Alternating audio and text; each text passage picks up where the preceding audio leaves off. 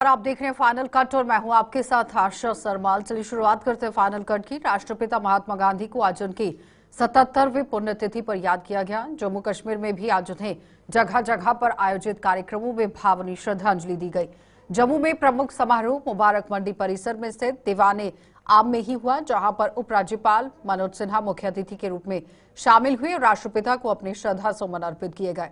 कार्यक्रम में मुख्य सचिव अटल डुल्लू, गांधी ग्लोबल फैमिली की जम्मू कश्मीर इकाई के सदस्य, कई सियासी दलों के नेताओं और स्कूली बच्चों ने भी भाग लिया, जिन्हें राष्ट्रपिता द्वारा सुझाए गए अहिंसा के रास्ते पर चलने की शपथ दिलाई गई। राष्ट्रपिता महात्मा गांधी को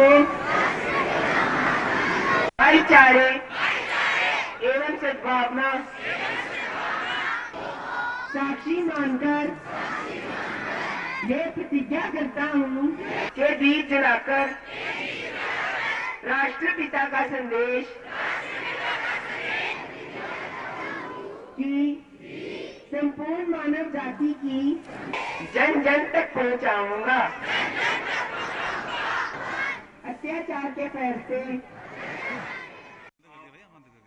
ये सच है कि आजादी के पश्चात दशकों तक गरीबी उन्मूलन के नारे तो लगते थे, लेकिन जमीन पर पिछले दिनों जो परिवर्तन हुआ है वो हमें संतोष देता है।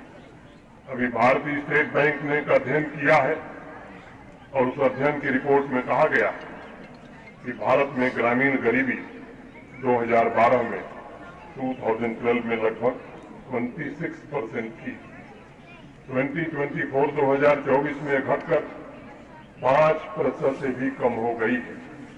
पूज्य बापू जी पर अध्ययन के दौरान मैंने पढ़ा था कि 1931 में जब कराची अधिवेशन हो रहा था, बहुत से वक्ताओं ने अलग अलग मुद्दों पर अपनी राय रखी।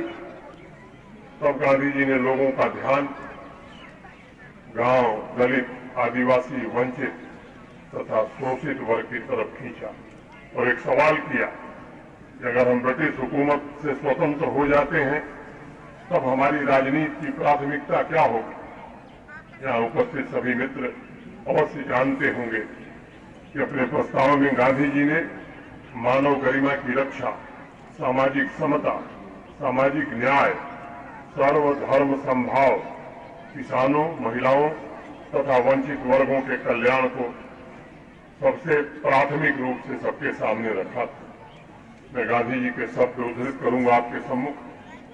जो प्रस्ताव पारित हुआ, इस प्रस्ताव को पारित करते समय हम अपने लोगों और विश्व के सामने स्पष्ट करते हैं कि हम उस समय क्या करेंगे जब सत्ता में आएंगे। मित्रों, भविष्य की राजनीति के लिए बापू ने 1931 में जिस दृष्टिकोण को रखा था, मुझे लगता है कि वही आज भारत। तो जम्मू कश्मीर अपनी पार्टी ने जम्मू में आज एक बैठक कर अपने रोड मैप पर चर्चा की। अपनी पार्टी के अध्यक्ष अल्ताफ बुखारी की अध्यक्षता में आयोजित इस बैठक में अपनी पार्टी की जम्मू और कश्मीर इकाई के नेताओं ने भाग लेते हुए लोगों तक पहुंचाने वाले जो तौर तरीके हैं इस पर भी मंथन किया और लोगों के जो काम हैं, वो मसले हैं, उन्हें किस तरह से हल किया जाएगा, इस पर चर्चा भी की गई। मेरा मानना है अगर ये लोग कुछ नहीं कर पाएंगे, अगले और 2-3 महीने देखते हैं, आम लोगों को हम अपने साथ जोड़ेंगे। मुनज़्ज़म ये आज तंजीमी उमूर पे जायजा ले रही थी। हमारे जम्मू प्रोविंस के सभी नेतागण जो थे उनको बुलाया गया था और कश्मीर से भी नेता आए हुए थे। तो एक इंटरेक्शन था कि जो पार्टी का रोड मैप है, जिसपे इत्तेफाक राय से कल जो इमरजेंसी एक मीटिंग हुई थी, इम्पोर्टेंट मीटिंग थी, उसमें जो रोड मैप है तो इनके साथ भी वो डिस्कस किया गया, जम्मू के साथियों के साथ भी, और उस रोड मैप को कैसे आगे लिया जाए ताकि लोगों की जो इस वक्त परेशानियां हैं। एक हिस्टोरिकल इलेक्शन हुआ था, उस इलेक्शन के बाद लोगों को लग रहा था कि शायद उनकी मुश्किलें कहीं कम होंगी, लेकिन हम देख रहे हैं 4 महीने में अभी कुछ नहीं हो रहा है। हमारा भी मानना है कि अभी बहुत कम समय हुआ है, लेकिन कहते हैं ना, आने वाला कल हवाएं पहले बताती हैं कल कैसा होगा। वो कल बड़ा हमें खौफनाक दिख रहा है। तो उसी पे चिंतन यहाँ था, बात हुई और एक फैसला ये हुआ कि हम लोग उनके मसले की पूरी नज़र रखेंगे और ताकि हम अपना रोड मैप अचीव कर सकें। श्रीनगर का लाल चौक आज एक बार फिर से भारत माता की जयकारों और वंदे मातरम की नारों से गूंज उठा। अखिल भारतीय विद्यार्थी परिषद की कश्मीर इकाई ने गणतंत्र दिवस के उपलक्ष्य पर श्रीनगर में एक रैली निकाली, जिसकी शुरुआत यहां टीआरसी चौक से हुई और ये लाल चौक घंटा घर से होते हुए शहर के विभिन्न इलाकों से होते हुए गुजरी है। हाथों में सैकड़ों फीट लंबा तिरंगा लेकर ये रैली निकालने वाले परिषद के कार्यकर्ताओं ने ये साबित कर दिया कि कश्मीर में अब अलगाववादी तत्वों का सफाया हो चुका है, जो हमेशा ही तिरंगे के विरोधी रहे थे। आज कश्मीर में अमन और अमान कायम हो चुका है, जिसका असर 5 अगस्त 2019 के बाद से ही दिख रहा है।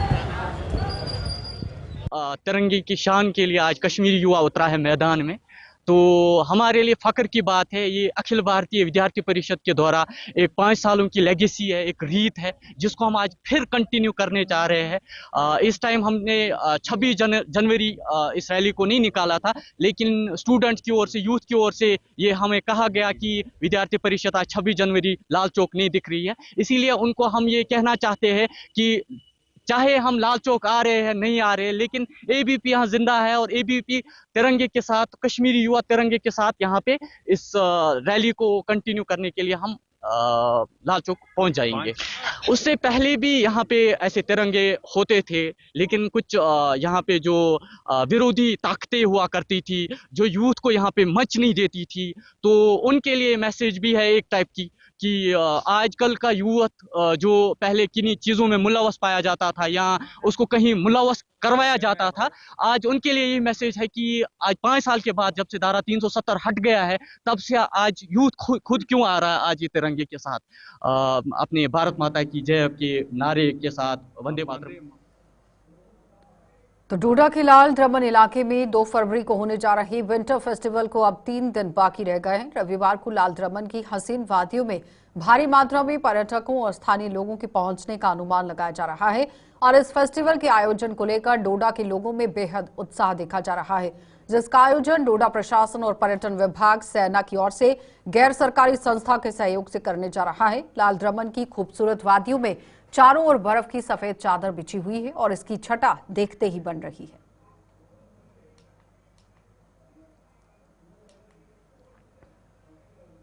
अच्छी चादर बिछी हुई है पूरा।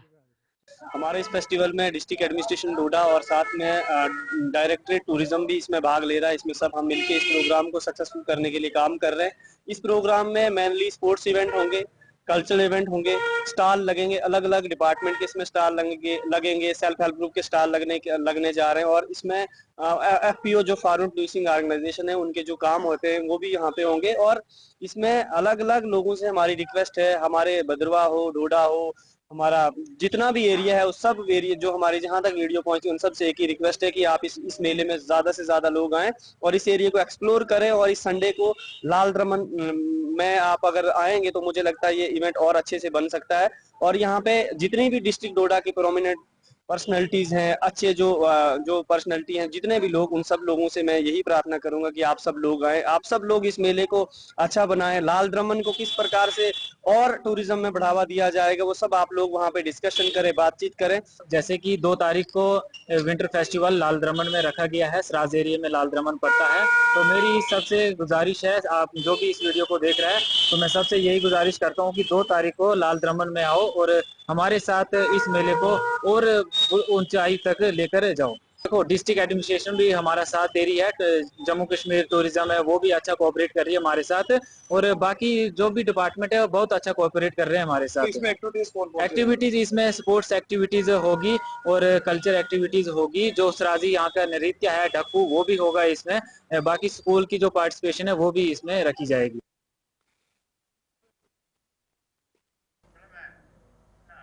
तो जम्मू के जीएमसी अस्पताल के संसाधनों में लगातार बढ़ोतरी हो रही है और इसी कड़ी में जीएमसी की एक बेहद पुरानी हो चुकी मशीन को बदलकर उसकी जगह पर नई बायोकेमिस्ट्री जो मशीन है वो यहां पर लगाई गई है, जिसका उद्घाटन आज जीएमसी के प्रिंसिपल डॉक्टर आशुतोष गुप्ता ने किया।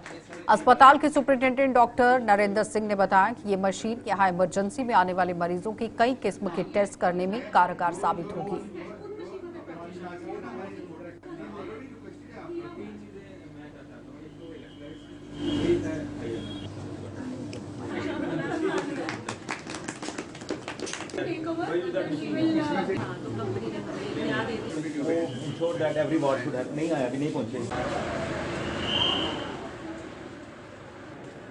अब अपग्रेडेशन हुई है हमारी एक बायोकेमिस्ट्री मशीन की, जो ऑटोमेटिक एनालाइजर है। बायोकेमिस्ट्री के सारे टेस्ट जैसे liver function, kidney function, electrolytes, जो मेजर इमरजेंसी की रिक्वायरमेंट होती है जब पेशेंट इमरजेंसी में आता है। तो मशीन तो पहले भी थी, बट वो क्योंकि अब उसका टाइम नहीं हो गया था तो उसकी जगह पे नई मशीन लगा के एक सुविधा जो एक इमरजेंसी में आने वाले पेशेंट को चाहिए होती है वो एक प्रोवाइड की गई है। जी सर, नई मशीन लगाई है। हाँ, फंक्शनल है सर आज से। जी सर, ये तो ऑटोमेटिक एनालाइजर है, इसमें तो सैंपल डलेंगे और ये अपना काम करेगी। एक ऐसी सुविधा गवर्नमेंट की तरफ से, हॉस्पिटल एडमिनिस्ट्रेशन की तरफ से आम जनता को दी जा रही है, जिससे कि उनका टाइम के यहाँ हस्तकला और हथकरघा निदेशालय द्वारा उधमपुर में आज एक वर्कशॉप और प्रदर्शनी का आयोजन किया गया, जिसमें खासतौर पर बांस से बने हुए उत्पादों का प्रचार किया गया। प्रदर्शनी में अन्य प्रकार के उत्पाद भी दर्शाए गए, जिन्हें तैयार करने वाले लोग इनकी बिक्री कर खूब कमाई कर रहे हैं। प्रदर्शनी में उधमपुर पश्चिम विधानसभा के ही विधायक पवन कुमार गुप्ता मुख्य रूप से अतिथि के तौर पर मौजूद रहे। देखिए, ये directorate of handicrafts and handloom जो जम्मू है, उनकी तरफ से एक आज एग्जीबिशन लगाई गई है। इसमें मुख्य मुद्दा जो था वो बैम्बू के प्रोडक्ट्स को एडवर्टाइज करना था, उनको पॉपुलराइज करना था, और इसके साथ में ही ये डिपार्टमेंट जो काम कर रहा है उस डिपार्टमेंट में आपने देखा होगा यहाँ पर हर प्रकार का आर्ट वर्क यहाँ पर आपको मिल रहा है। जहाँ पर ये आप देख रहे हैं कि जहाँ पर स्वेटर्स भी हैं, कुशन पिलोज बन रहे हैं, बैंगल्स भी बन रही हैं, जहाँ पर पॉटरीज का काम भी चल रहा है, पेंटिंग का काम भी है, और आपका जो हमारा एक बड़ा नशा मुक्त भारत अभियान में जी जान से अपना योगदान दे रही बीएसएफ ने आज परगवाल में स्कूली बच्चों से नशे से दूर रहने का आह्वान कर दिया। बीएसएफ की 134वीं बटालियन ने सीमावर्ती परगवाल स्थित government high secondary school Pargwal के ही बच्चों को साथ लेकर एक रैली निकाली और समाज के हर वर्ग के लोगों को हर किस्म के नशे से दूर रहने का आह्वान कर दिया। रैली के दौरान स्कूल के बच्चों ने लोगों को बताया कि नशा समाज की जड़ों को दीमक की तरह खोखला कर रहा है, जिसे त्यागने से ही ये स्वस्थ समाज का निर्माण किया जा सकता है। अच्छी से पढ़ाई करिए, खेलिए, कूदिए, अपने परिवार का ध्यान रखिए, और जीवन में किसी भी नशे, चाहे किसी भी तरह का जो बुरा नशा है उससे दूर रहिए। बस जो पढ़ाई का नशा है और अपने माता पिता की सेवा, देश की सेवा, उससे जुड़े रहिए, ठीक है। और बुरे नशों से दूर रहिए, चाहे वो मोबाइल है, चाहे ड्रग्स है, चाहे किसी भी तरह का और नशा है, बुरी संगत है, उनसे दूर रहिए, ठीक है। आप सब समझदार हैं और आपको पता है कि अपना भविष्य बनाना है, तो आप कभी भी इस लत में कभी नहीं पड़ेंगे। तो आप सब राष्ट्रीय सुरक्षा माह के तहत खौड़ में सड़क सुरक्षा विषय पर आज एक डिबेट का आयोजन किया गया। मोटर व्हीकल डिपार्टमेंट द्वारा गवर्नमेंट हायर सेकेंडरी स्कूल में आयोजित इस डिबेट में स्कूल के कई बच्चों ने भाग लेकर सड़क सुरक्षा पर अपने अपने विचार रखते हुए सभी लोगों से सड़कों पर अनुशासन बरतने का आह्वान कर दिया। उन्होंने बताया कि वाहन चालक की एक गलती उसके लिए और उसके परिवार के लिए बेहद घातक साबित हो सकती है। जम्मू की ARTO रेहाना तबस्सुम इस मौके पर मुख्य अतिथि थी। Furthermore, strict laws and regulation by up to 40. Main M था कि बच्चों का यंग माइंड्स को इन्वॉल्व करें इसमें कि जो ये सबसे इम्पोर्टेंट टॉपिक है रोड सेफ्टी का, ताकि वो इस पे डिस्कस करें, इंटरेक्ट करें, हमसे पूछें, कुछ हम उनको बताएं, कुछ हम उनसे जानें, ताकि उनको इसका सिग्निफिकेंस दिला सकें। बच्चों को ट्रैफिक रूल्स एंड रेगुलेशंस के बारे में बताना था और जो कि उनको और उनके एक डिबेट कंपटीशन भी ऑर्गेनाइज किया था प्रिंसिपल मैम ने, और इनके कुछ स्कीम्स के बारे में भी बताना था कि जो इंश्योरेंस की स्कीम है J&K बैंक के साथ, J&K बैंक भी यहाँ पे मौजूद है, तो उन सबको ये बताना था कि कौन कौन सी स्कीमें हैं जो हमें अगर एक्सीडेंट होता है तो क्या क्या उनके फ़ायदे हैं। और मेडिकल कैंप भी यहाँ पे लगाया गया था ताकि उनका जो हेल्थ चेकअप हो जाए सारा कुछ। तो ये एक ऐसे रोड सेफ्टी मंथ जो है हम ऑर्गेनाइज कराते रहते हैं, और ये रोड सेफ्टी मंथ ही नहीं बल्कि ये एक प्रैक्टिस होना चाहिए थ्रू आउट द ईयर। सरकार द्वारा आरिसपुरा के ग्रामीण क्षेत्र यहाँ असलम चक और कोला में ही सोलर स्ट्रीट लाइट्स लगाई गई थी और सही देखरेख ना होने की वजह से लाइट्स शोपीस बनकर रह गई हैं, जिससे ग्रामीणों को परेशानियां उठानी पड़ रही हैं। ग्रामीणों ने सरकार से जल्द इन लाइट्स की मरम्मत कराने की मांग कर दी।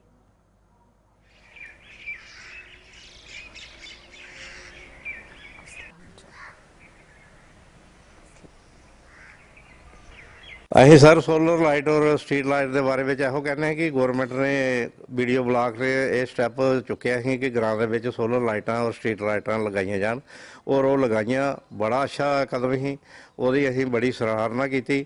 ਮਗਰ ਹੈ ਕਿ ਹੁਣ 2-3 ਸਾਲ ਦੀਆਂ ਵਿੱਚ ਅਸੀਂ ਦੇਖਣੇ ਪਏ ਹਾਂ ਕਿ ਹਰ ਗ੍ਰਾਮ ਦੇ ਵਿੱਚ ਜਿੰਦ ਮੇਲੂ ਹੈ, ਰਾਹਪੁਰ, ਕੁਤਬਜਾਮ, ਸਲਾਮ ਚੱਕ, ਬੱਗਾ ਜਨਾ, ਜਿੱਥੇ ਜਿੱਥੇ ਵੀ ਸੋਲਰ ਲਾਈਟਾਂ ਸਟਰੀਟ ਲਾਈਟਾਂ ਲੱਗੀ ਦੀਆਂ ਨਾ, ਉਹਦੇ ਵਿੱਚ ਕਮ ਸੇ ਕਮ ਕੋਈ 10-15-20% ਚੱਲ ਰਹੀਆਂ, ਬਾਕੀ ਸਟਰੀਟ ਲਾਈਟਾਂ ਬੰਦ ਪਈ ਦੀਆਂ ਨਾ। ਇਹਦੇ ਬਾਰੇ ਵਿੱਚ ਅਸੀਂ ਇੱਕ ਗੱਲ ਕਰਨਾ ਚਾਹੁੰਦੇ ਹਾਂ, ਵੀਡੀਓ ਬਲਾਕ ਦੇ ਅੱਗੇ ਰਿਕੁਐਸਟ ਕਰਨਾ ਚਾਹੁੰਦੇ ਹਾਂ ਵੀ ਇਹ ਜਿਹੜੀਆਂ ਸੋਲਰ ਲਾਈਟਾਂ ਸਟਰੀਟ ਲਾਈਟਾਂ ਲੱਗੀ ਦੀਆਂ ਨਾ, ਇਹਨਾਂ ਨੂੰ ਕਮ ਸੇ ਕਮ ਦੁਬਾਰਾ ਰਿਪੇਅਰ ਕੀਤਾ ਜਾਏ ਔਰ ਉਹਨਾਂ ਨੂੰ ਚਲਾਇਆ ਜਾਏ, ਔਰ ਇਹਦੀ ਜਿਹੜੀ ਦੇਖ ਰੇਖ ਹੈ ਉਹ ਵੀ ਹੋਣੀ ਚਾਹੀਦੀ ਹੈ, ਕਿਉਂਕਿ ਇੱਕ ਲਾਈਟ ਦੇ ਉੱਪਰ ਗਵਰਨਮੈਂਟ ਦਾ 30-30 ਰੁਪਇਆ ਲੱਗੇ ਦਾ, ਔਰ ਅਗਰ ਬਾਈ ਦੇ 1000-2000 ਰੁਪਇਆ ਲਗਾ ਕੇ ਉਹ ਲਾਈਟ ਦੁਬਾਰਾ ਚੱਲ ਜਾਏ ਤੇ ਲੋਕਾਂ ਨੂੰ ਉਹਦਾ ਬੜਾ ਬੈਨੀਫਿਟ ਹੈ। ਕਿਉਂਕਿ ਇਸ ਟਾਈਮ ਜਿਹੜੇ ਚਿੱਟੇ ਵਾਲੇ ਨੇ ਉਹ ਬੜੇ ਜਾਣੀ ਕਿ ਹਨੇਰੇ ਦਾ ਫਾਇਦਾ ਉਠਾ ਰਹੇ ਨੇ। ਅਗਰ ਬਾਈ ਦੇ ਵੇ ਲਾਈਟਾਂ ਹੁਣ ਲੋਕੀ ਸਵੇਰੇ ਸੈਰ ਵੀ ਕਰਨਾ ਚਾਹੁੰਦੇ ਨੇ, ਸੈਰ ਵੀ ਕਰਨ ਜਾਣ, ਅੱਗੇ ਪਿੱਛੇ ਵੀ ਜਾਣ, ਕਿਉਂਕਿ ਹੁਣ ਇਸ ਵਕਤ ਲਾਈਟਾਂ ਬੰਦ ਨੇ, ਔਰ ਉਹਦਾ ਜਿਹੜਾ ਖਾਸ ਕਰਕੇ ਚਿੱਟੇ ਵਾਲਿਆਂ ਨੂੰ ਬੜਾ ਫਾਇਦਾ ਹੁੰਦਾ ਪਿਆ। ਲੋਕੀ ਲੁੱਟਮਾਰ ਵੀ, ਲੋਕਾਂ ਨੂੰ ਹਨੇਰੇ ਦੇ ਵਿੱਚ ਲੁੱਟਮਾਰ ਵੀ ਬੜੀ ਗ੍ਰਾਂ ਦੇ ਵਿੱਚ ਰੋਡ ਦੇ ਚੱਲਦੇ ਲੁੱਟਮਾਰ ਵੀ ਬੜੀ ਹੋਈ ਹੈ। ਤੇ ਅਸੀਂ ਸਰਕਾਰ ਅੱਗੇ ਫਿਰ ਦੁਬਾਰਾ ਇਹੋ ਅਪੀਲ ਕਰਾਂਗੇ ਕਿ ਇਹ ਲਾਈਟਾਂ ਨਾਲ ਜਿਹੜੀਆਂ ਜਲਦ ਤੋਂ ਜਲਦ ਠੀਕ ਕਰਾਈਆਂ ਜਾਣ। ਹਾਂਜੀ, ਅਸੀਂ ਸਰਕਾਰ ਅੱਗੇ ਅਪੀਲ ਕਰਨਾ ਚਾਹੁੰਦੇ ਹਾਂ ਕਿ ਸਰਕਾਰ ਨੇ ਜਿਹੜਾ 2-3 ਸਾਲ ਪਹਿਲਾਂ ਇੱਕ ਪੰਚਾਇਤਾਂ ਵਿੱਚ ਬਹੁਤ ਅੱਛਾ ਕੰਮ ਕੀਤਾ ਸੀ ਕਿ ਜਿਹੜੀਆਂ ਸੋਲਰ ਲਾਈਟਾਂ ਔਰ ਦੂਸਰੀਆਂ ਲਾਈਟਾਂ ਲਗਾਈਆਂ ਗਈਆਂ ਸੀ, ਉਹਦੇ ਨਾਲ ਬਹੁਤ ਜ਼ਿਆਦਾ ਫਰਕ ਪੈ ਗਿਆ ਸੀ ਕਿ ਥੋੜੀ ਚੋਰੀ ਚਵਾਰੀ ਜਿਹੜੀ ਸੀ ਉਹ ਘੱਟ ਹੋਣਾ ਸ਼ੁਰੂ ਹੋ ਗਈ ਸੀ।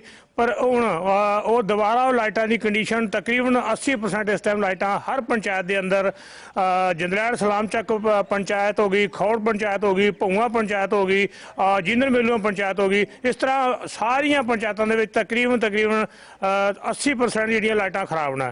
ਅਸੀਂ ਖਾਸ ਕਰ ਇਹ ਵੀਡੀਓ ਬਲਾਕ ਦੇ ਜਿੰਨੇ ਵੀ ਅਧਿਕਾਰੀ ਹੈ ਉਹਨਾਂ ਅੱਗੇ ਅਪੀਲ ਕਰਨੇ ਆ कि ये लाइटां लगाइयां जरूर। फाइनल कट में फिलहाल इतना ही, इजाजत दीजिए, नमस्कार।